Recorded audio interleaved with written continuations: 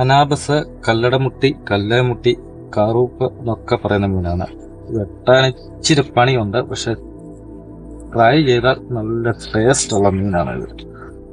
Cut ചെയ്യുന്ന കാണിച്ചത്. ഇതിന് ചെതുമ്പലൊക്കെ ചെത്തുന്ന നേരം കൊണ്ട് ഇതിനെ തൊലി പൊളിച്ചെടുക്കുകയാണ് പെട്ടെന്ന് ഇതിനെ പരിപാടി തീർത്തെടുക്കാൻ പറ്റും.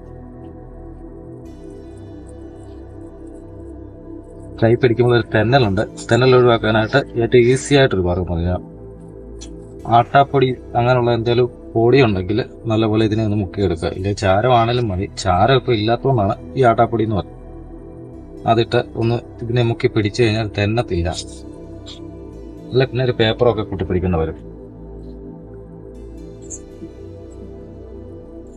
ഇവിടുന്ന് പതിയെ തൊലി കില്ലി അങ്ങോട്ട് എടുത്തിട്ട്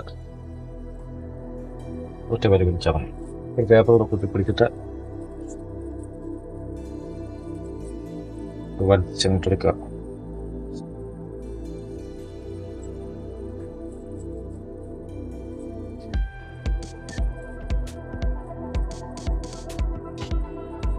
നഖം ഈസി ആയിട്ട് കിട്ടും കേട്ടോ. ഇങ്ങനെ തൊലി പൊളിച്ചത് പറഞ്ഞാൽ മതി. സെറ്റപ്പായി എന്താ. അതുപോലെ തന്നെ ഇപ്പുറത്തെ സൈഡും ചെയ്യാം.